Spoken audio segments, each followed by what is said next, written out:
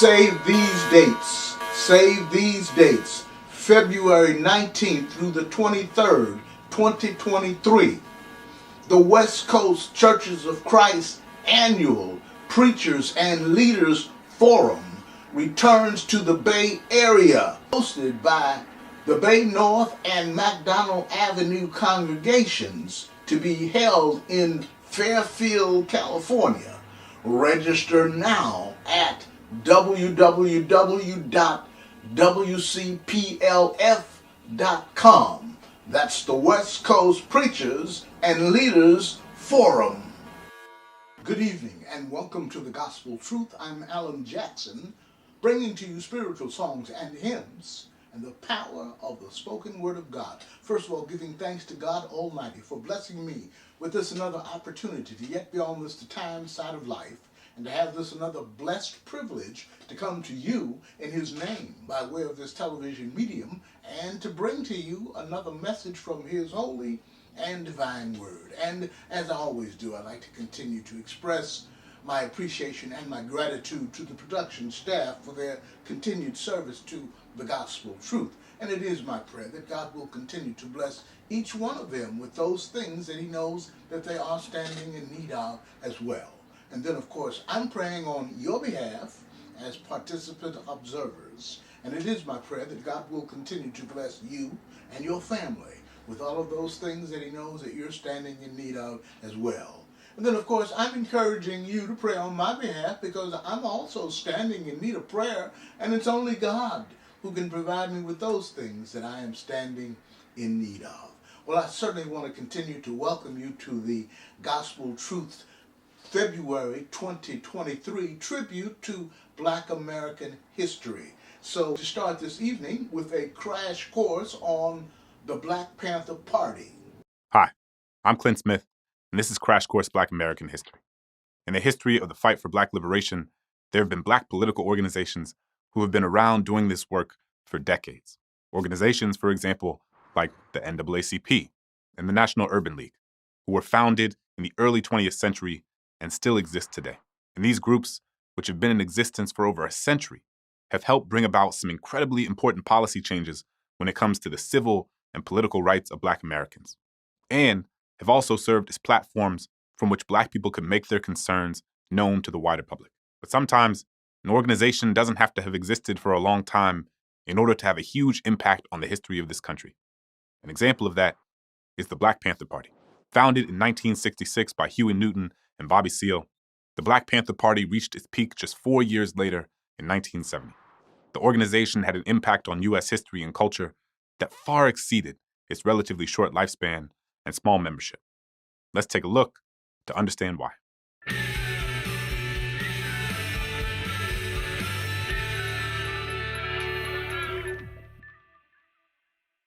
Let's start with the Black Panther Party's origin story in the thought bubble. Originally known as the Black Panther Party for Self-Defense, the organization started through the campus organizing of Seale and Newton. They met in Oakland, California in 1961, while they were both students at Merritt College. In the tense atmosphere following the 1965 assassination of Malcolm X, Newton, Seale, and other student activists organized the Black History Fact Group. The group was founded in part as a response to the university failing to acknowledge the role of African Americans in settling the American West in the 1800s.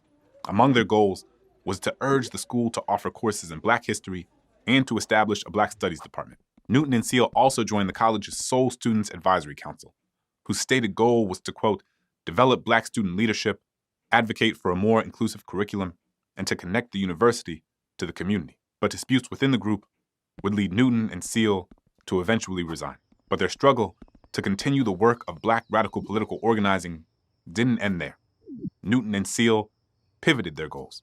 Rather than looking to join another political organization, they decided to form their own. Students of the teachings of Malcolm X, they founded the Black Panther Party for Self-Defense, later known just as the Black Panther Party, in 1966, following the murder of unarmed teenager Matthew Johnson at the hands of San Francisco police. Thanks, Thought Bubble. According to historian Robin C. Spencer, Newton and Seale framed the tenets of their new organization around the belief that Black Americans were living in an internal colony within the larger mother country of the United States, Borrowing from black nationalists and post-colonial movements of the time, they posited that the relationship between the black colony and the mother country was, according to Spencer, one of pure exploitation of labor and resources. Therefore, they sought to liberate the black colony through self-determination as a part of their larger goal to transform America and eventually the rest of the world. This aligned with their larger vision of correcting racial and class inequalities.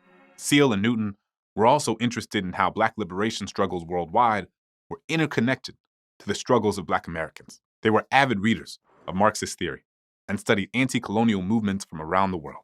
They believed that guerrilla warfare could be an effective strategy for social change, and that small groups of armed people could lead that change. Their politics were also informed by the struggles for self-determination around the world in places like Vietnam, Zimbabwe, then known as Rhodesia, South Africa, and Mozambique. After the Black Panthers were founded, Newton and Seal outlined the group's agenda, philosophical views, and political objectives in their 10-point program. The program's objectives state: 1. We want freedom. We want power to determine the destiny of our black and oppressed communities. 2. We want full employment for our people. 3. We want an end to the robbery by the capitalists of our black and oppressed communities. 4. We want decent housing, fit for the shelter of human beings. 5. We want decent education for our people that exposes the true nature of this decadent American society. We want education that teaches us our true history and our role in the present-day society. 6. We want completely free healthcare for all black and oppressed people. 7. We want an immediate end to police brutality and murder of black people, other people of color, and all oppressed people inside the United States. 8. We want an immediate end to all wars of aggression. 9. We want freedom for all black and oppressed people now held in U.S. federal, state, county, city, military prisons, and jails. We want trials by a jury of peers for all persons charged with so-called crimes under the laws of this country. And 10, we want land, bread, housing, education, clothing, justice, peace, and people's community control of modern technology. After creating this 10-point platform, they decided on a name, borrowing from the Lowndes County Freedom Organization in Lowndes County, Alabama, a political group that used the image of the Black Panther in their materials and was led by activists including Stokely Carmichael and John Hewlett. In addition to their 10-point program, the Black Panthers were also actively engaged in their community through a number of social programs that looked to pool collective resources and support the Black community. This group of programs served as a rallying cry and human rights manifesto, aiming to correct centuries of harm inflicted on all oppressed people. The Black Panthers' vision was at once practical, demanding things like health care and housing, while simultaneously being revolutionary in its scope. Among their most popular programs were the establishment of free health clinics in 13 Black communities across the country, and the implementation of free breakfast programs for school children in different parts of the U.S. The free breakfast program that was started by the Black Panthers became an inspiration for the breakfast programs that still exist in schools across the country today. The Black Panthers were also known for carrying unconcealed, loaded weapons and monitoring the activities of local police in Black neighborhoods. As they continued to engage in political activism and social change, their popularity grew across the country, especially in urban centers with large minority communities like Los Angeles, New York City, and Philadelphia.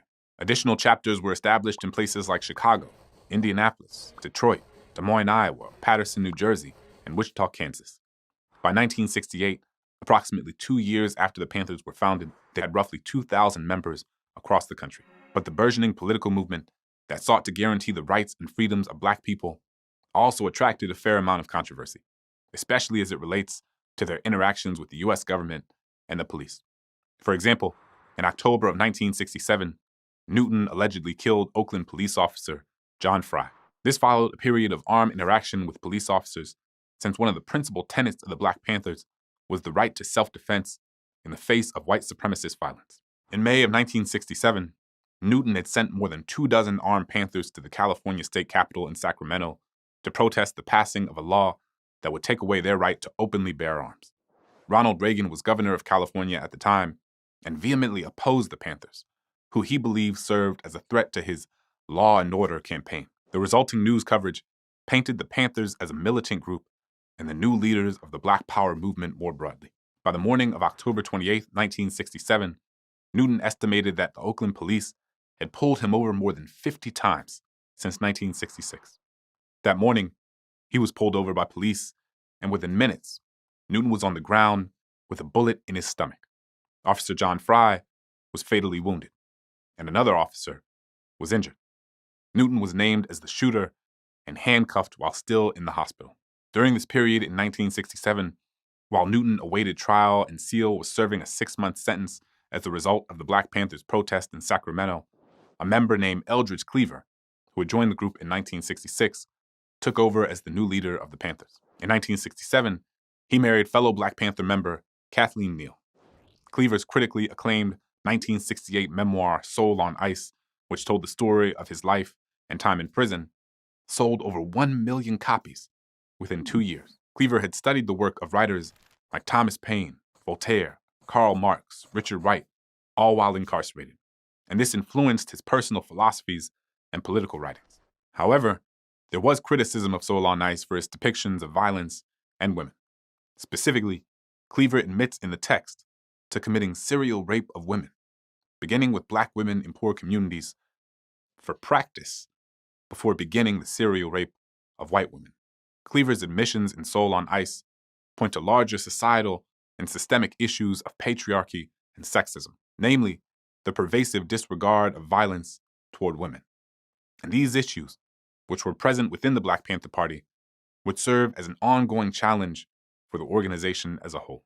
Additionally, troubles with law enforcement continued to plague the Black Panthers. First, Newton was convicted of voluntary manslaughter in 1968 and sentenced to 2 to 15 years in prison. However, on May 29, 1970, the California Court of Appeals overturned the conviction, and the next few trials ended with deadlocked juries. The Black Panthers he returned to, even after just a few years, had shifted dramatically in some ways from the organization that he founded with Seal. For example, there was now a growing group of white radicals who had joined the group's ranks, and under the leadership of Cleaver and others, the rhetoric of self-defense had shifted to include an ideology that embraced revolutionary violence. Additionally, the group faced inner turmoil. In 1969, Alex Rackley was murdered by other members of the Black Panthers who suspected that he was an informant. Seal and other Panthers faced charges in New Haven, Connecticut for that alleged murder. But it wasn't only internal issues plaguing the organization. External forces also impacted the group, like the assassination of Black Panther Party members Fred Hampton and Mark Clark by the FBI and local police in Chicago in 1969. See, by 1969, the FBI, under its first director, J. Edgar Hoover, had declared the Panthers a communist organization and an enemy of the U.S. government. In 1968, Hoover called the Panthers, quote, one of the greatest threats to the nation's internal security.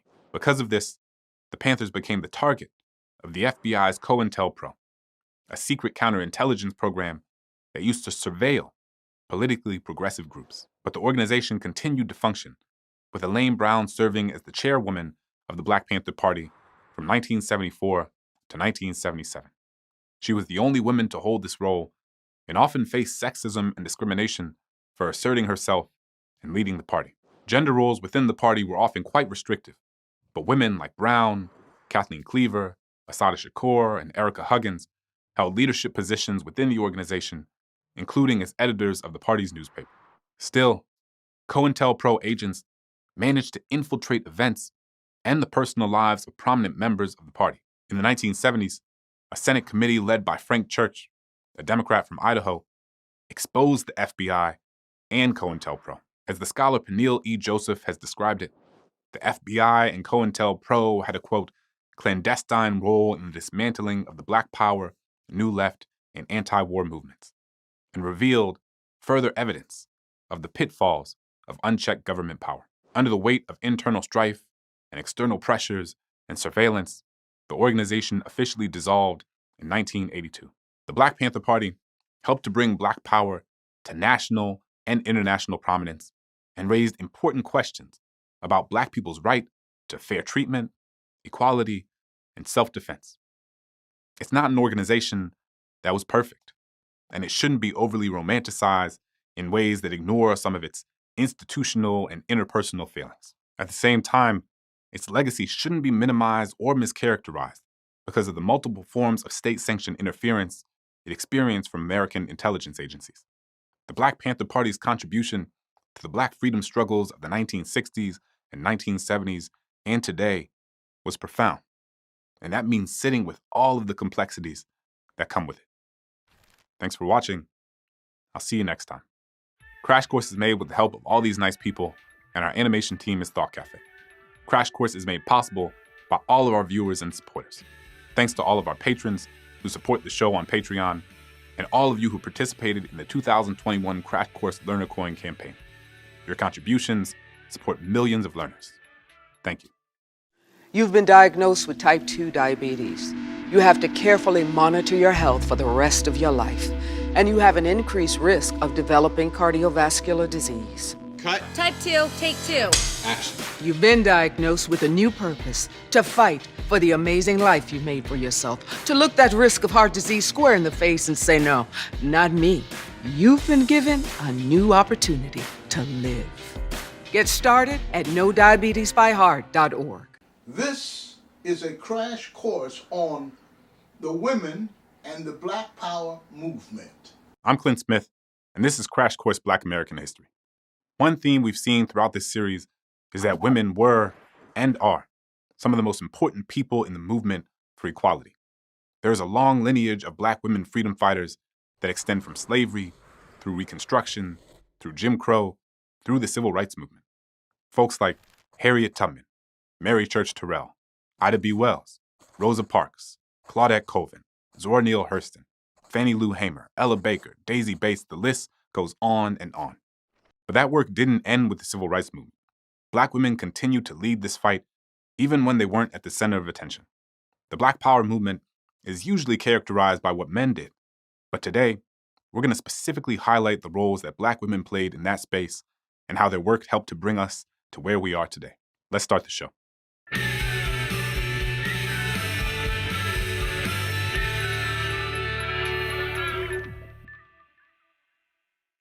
Listen, the role of women in activism is imperative to acknowledge. It's not just some inclusivity thing we do just because we think we're supposed to do it. We bring it up because it reflects what actually happened. Black women were at the forefront of community organizing and Black thought, both before and after the Civil Rights Movement. The women of the Black Power movement brought to light the significance of what we call intersectionality, which is a way of saying that women experience the world differently than men do because of misogyny and gender discrimination. And then if you multiply that by the consequences of being a Black woman, then you often find that the world treats you even worse. And intersectionality also applies to all different parts of identity, including sexual orientation, nationality, and socioeconomic status. The Black Power movement was a global activist movement that involved three essential pillars: Black community control, Black self-determination, and Black self-defense. Black Power has historically been characterized as being anti-white, but that's not really the case. The Black Power movement was an outgrowth of Black nationalist thought that privileged Black self-determination and pride, but it was not inherently racist in its scope. It recognized the role of white supremacy in everyday society and essentially encouraged Black people to create spaces for themselves in a society that was constantly excluding them from its services, resources, and institutions.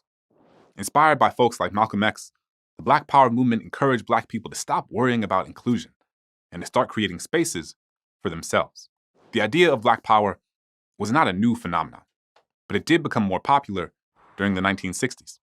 Its popularization stemmed from the decolonization of the African continent, disillusionment with the shortcomings of the Civil Rights Movement, and a recognition of the decades-long trauma of Jim Crow. Many Black Americans were struggling to find social and economic stability after generations of state-sanctioned segregation. While many believed that the Civil Rights Movement did formally end Jim Crow, one of the major critiques of the movement and its legislative victories, like the Civil Rights Act of 1964, the Voting Rights Act of 1965, and the Fair Housing Act of 1968, was that it did not adequately address issues of poverty, housing inequality, unemployment, over-policing, and a lack of educational resources. And these are all things that disproportionately impacted Black communities. And while the Black Power movement was a political phenomenon, it was also a cultural one.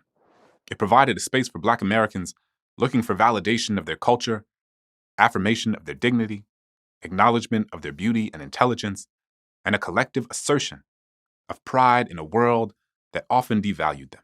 Many organizations within the Black Power movement have been framed as male-dominated and sexist. And in many ways, this is true.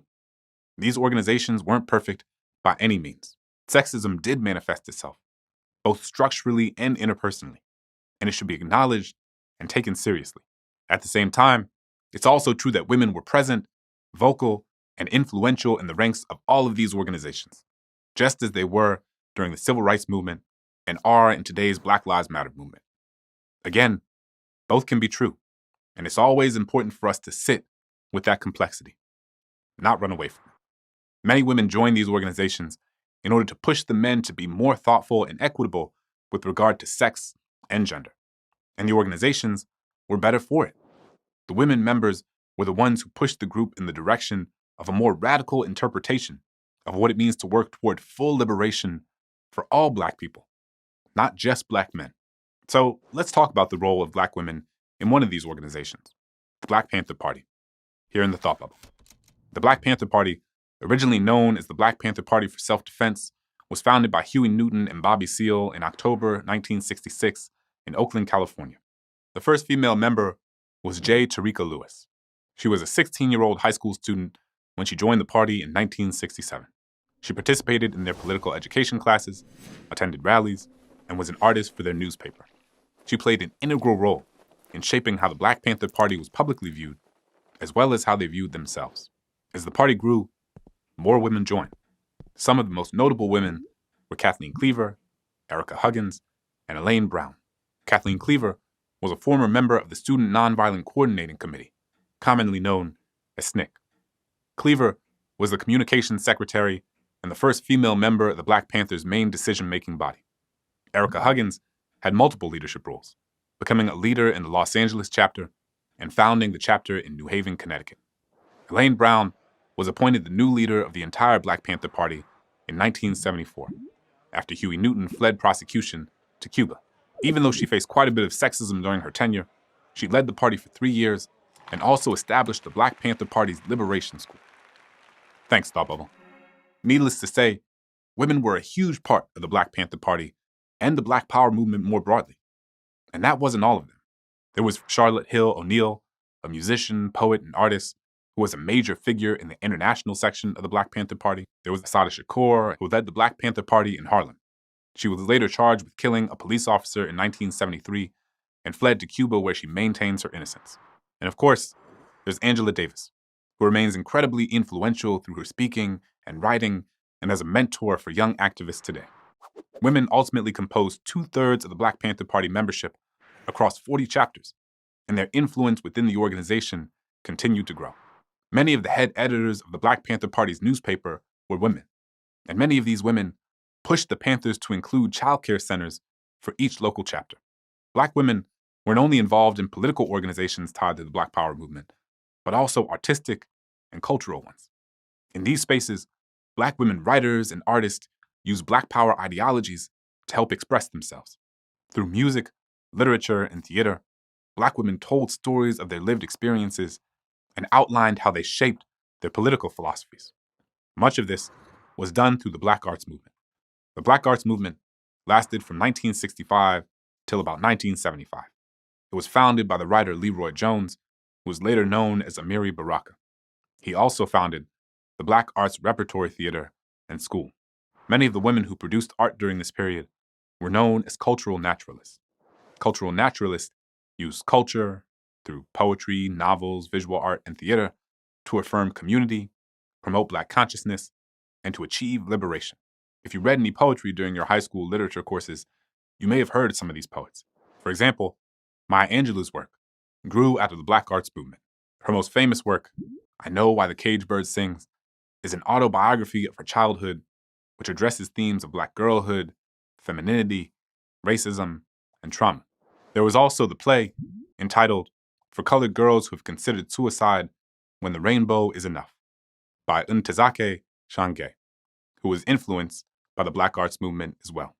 Poet and writer Sonia Sanchez was another major contributor to the movement. Two of her most important collections of poetry were Homecoming and We a Bad People. Her work focused on the highs and lows of the lives of everyday Black women. Audre Lorde was another important contributor to this movement. She wrote many books during this period, including The First Cities, Cable to Rage, and From a Land Where Other People Live. Her books address many topics: her Blackness, her identity as a woman, her identity as a lesbian, and motherhood. Nikki Giovanni is one of the most famous poets to come out of this period. Dubbed the poet of the Black Revolution, some of the most important works she contributed to the movement were the poetry collections Black Feeling, Black Talk, Black Judgment, and Recreation. I feel lucky to have been able to talk to Miss Giovanni about her work and how so much of the work she did makes the work that I do possible. All of these women paved the way for even more exploration of Black liberation and the nuance of Black women's experiences in literature. Much of the work produced by women of the Black arts movement focused on power and agency through the feminist lens to tell the story of Black women in America. Even though the 1960s and 70s can sometimes be thought of as an era in which women were rarely more than secretaries, typists, assistants, and homemakers, the women of the Black Power movement redefined and rejected that notion. These women shaped the trajectory of the fight for inequality, not just in the Black Power movement, but in the feminist and gay rights movements as well. And not only did they lead across these movements, but they forced them to become even more radical by decentering the experiences of just men to create space for the experiences of women and LGBTQ communities. But again, this is not new, and it would not be the last time. Black women have been at the forefront of social movements throughout American history, and there is no doubt that they'll continue to be. Thanks for watching. I'll see you next time. Crash Course is made with the help of all these nice people, and our animation team is Thought Cafe. Crash Course is made possible by all of our viewers and supporters. Thanks to all of our patrons who support the show on Patreon, and all of you who participated in the 2021 Crash Course Learner Coin campaign. Your contributions support millions of learners. Thank you.